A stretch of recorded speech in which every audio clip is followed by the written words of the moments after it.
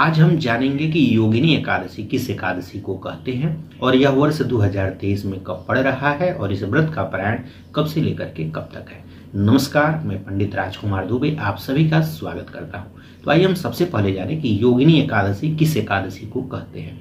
जब भी आषाढ़ का महीना हो और कृष्ण पक्ष आए तो आषाढ़ महीने के कृष्ण पक्ष में जो एकादशी तिथि पड़ती है उसी एकादशी को योगिनी एकादशी के नाम से जानते हैं।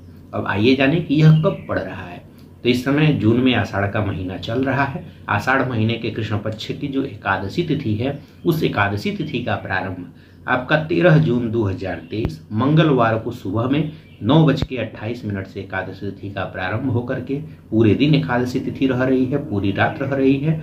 लेकिन चूंकि जब सूर्योदय के समय जिस दिन भी एकादशी तिथि होती है उसी दिन व्रत रहते हैं, इसलिए 13 को यह व्रत नहीं रहना है। 14 जून अर्थात बुधवार को सुबह के समय सूर्योदय के समय एकादशी तिथि मिल रही है। सुबह में 8:48 तक एकादशी तिथि रह रही है। तो जिस दिन एकादशी तिथि सूर्योदय के समय होती है उसी दिन व्रत रहते हैं, इसलिए यह व्रत आपका 14 जून 2023 को पड़ेगा। 14 जून को सुबह 8:48 तक एकादशी तिथि रहेगी। जो लोग भी यह व्रत रहेंगे वह सभी लोग 14 जून 2023 बुधवार को यह व्रत रहेंगे।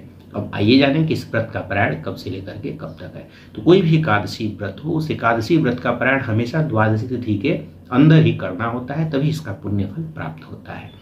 तो चूंकि द्वादशी तिथि इस बार बहुत कम समय के लिए मिल रही है, क्योंकि इसी दिन एकादशी तिथि वाले दिन ही सुबह में 8:48 से ही आपकी द्वादशी तिथि प्रारंभ हो जा रही है। तो अगले दिन जो द्वादशी तिथि है वह आपका 15 जून 2023 अर्थात गुरुवार को सुबह में आपका 8:32 तक ही द्वादशी तिथि रह रही है।